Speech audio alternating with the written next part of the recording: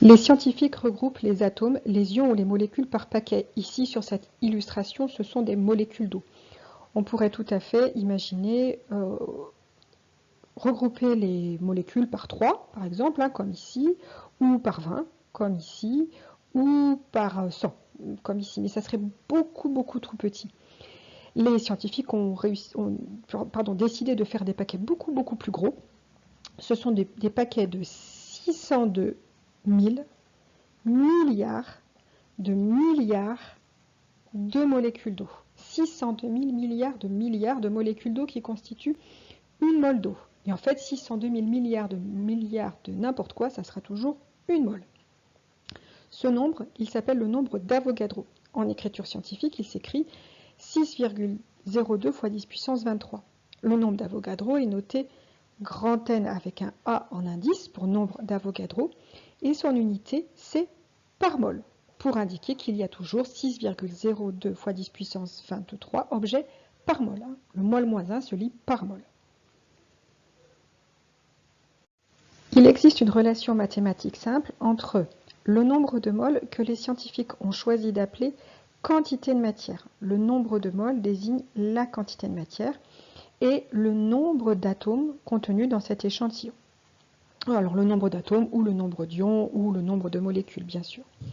Donc sur cet exemple, on voit par exemple que lorsqu'il y a une mole d'atomes, et ben ça correspond à 6,02 fois 10 puissance 23 atomes.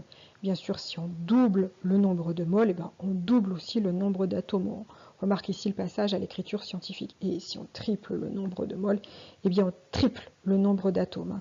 Donc là, on a 3 fois 6,02 fois 10 puissance 23 atomes, ce qui donne 18,06 fois 10 puissance 23 atomes, soit en écriture scientifique 1,806 fois 10 puissance 24 atomes. Donc ça, sur cet exemple, on comprend la relation mathématique qu'il faut retenir et qui est écrite ici. Le N majuscule désigne le nombre d'atomes, de molécules ou d'ions.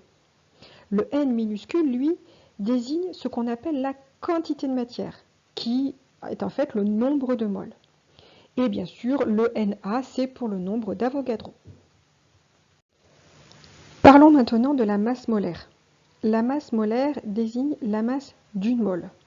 Alors, la masse molaire des atomes et des éléments chimiques, plus précisément, on les trouve facilement dans la classification périodique. Ici, c'est issu d'un livre de physique.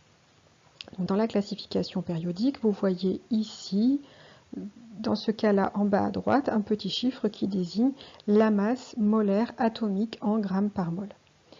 Le symbole de la masse molaire, c'est M majuscule, donc ça correspond bien à la masse d'une mole. Et son unité, c'est grammes par mol. Prenons par exemple sur cette case-là, pour le carbone, on voit le chiffre ici, qui est le chiffre 12. Là, c'est un petit peu petit sur cette image, mais vous pourrez vérifier sur n'importe quelle classification périodique. Ça signifie donc qu'une mole d'atome de carbone pèse 12 grammes. Parlons maintenant de la masse molaire moléculaire, c'est-à-dire la masse d'une mole de molécules. Imaginons que nous parlions du glucose. Donc le glucose, dont vous avez une représentation d'un modèle atomique ici, contient en fait 6 atomes de carbone, 12 atomes d'hydrogène et 6 atomes d'oxygène. Et bien pour trouver la masse d'une mole de glucose, de molécules de glucose, il suffit d'additionner les masses molaires atomiques, les masses d'une mole, les masses molaires de chaque atome en fait. Prenons toujours sur cet exemple, il y a 6 atomes de carbone. Oui, mais une mole d'atome de carbone pèse 12 grammes. Il y a 12 atomes d'hydrogène. Oui, mais une mole d'atome d'hydrogène pèse 1 gramme. Et il y a 6 atomes d'oxygène. Oui, mais une mole d'atome d'oxygène pèse 16 grammes.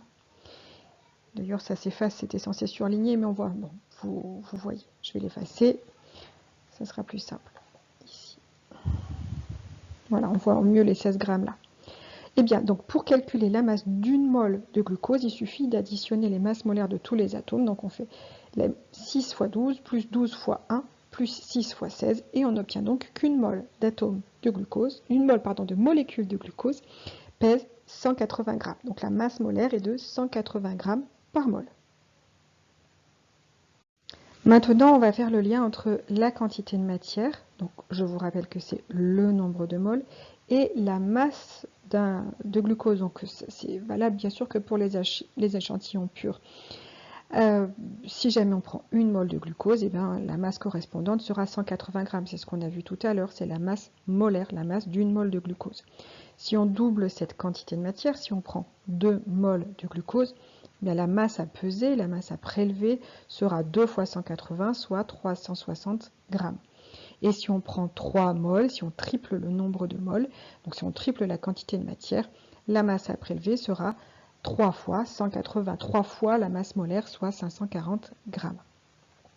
Il existe donc une relation mathématique simple et à retenir entre la masse de l'échantillon, la quantité de matière et la masse molaire. Il faut faire attention au symbole. Le M minuscule désigne la masse de l'échantillon pur et elle s'exprime en grammes. Le N minuscule désigne la quantité de matière, le nombre de moles, donc qui s'exprime bien sûr en moles, et le M majuscule désigne la masse molaire, qui s'exprime en grammes par mol. Première chose à voir dans cette capsule, la concentration en quantité de matière que vous verrez parfois appelée concentration molaire. C'est la même chose, hein, la concentration en quantité de matière. Ici, sur cette illustration, les 3 récipients que nous avons, donc le premier, ce grand récipient-là, c'est un Erlenmeyer, celui-ci, c'est un Becher, et le dernier, c'est une fiole jaugée. Donc, on a choisi des volumes différents. L'Erlenmeyer contient 1 litre, le Becher contient 500 ml et la fiole jaugée contient 100 ml. Donc, on voit qu'il y a de moins en moins de liquide dedans, de solution dedans. Eh bien, imaginons que l'on dissolve une espèce chimique, par exemple du glucose, dedans. Ici, on a décidé de représenter une mole de glucose par un point. Dans ce grand récipient, ici, il y a 1, 2, 3, 4, 5, 6, 7, 8, 9, 10 moles. Il y a 10 moles du glucose dans 1 litre. La concentration est donc de 10 moles par litre. Il y a 10 moles de glucose pour 1 litre de solution. Dans ce bécher, on pourrait se demander est-ce que la solution est plus concentrée ou moins concentrée? Eh bien, on constate qu'il y a 1, 2, 3, 4, 5 moles de glucose pour 500 ml. Donc pour un demi-litre, eh bien, si on ramène ça à 1 litre, donc il faudrait doubler la quantité, eh bien, on se retrouverait là aussi avec 10 moles de glucose par litre. C'est donc la même concentration qui sont dans les 2 récipients. Et enfin, dans le dernier, dans la fiole jaugée, on n'a certes qu'une seule mole de glucose, oui, mais dans 100 ml, dans un tout petit volume. Bien sûr, ramener ça à 1 litre, donc si on multipliait par 10, pour avoir 1 litre, 100 ml fois 10, ça fait bien 1 litre, eh bien on se retrouvera encore avec 10 moles par litre. La concentration dans ces 3 récipients est donc exactement la même. Pour la calculer, il existe une formule mathématique simple et qu'il faudra retenir. La concentration en quantité de matière, parfois aussi appelée concentration molaire, qui est notée C majuscule et qui s'exprime en mol par litre, c'est la quantité de matière de soluté, donc du glucose par exemple, c'est bien la quantité de matière de soluté, exprimée en mol, divisée par le volume total de la solution, exprimé en litres.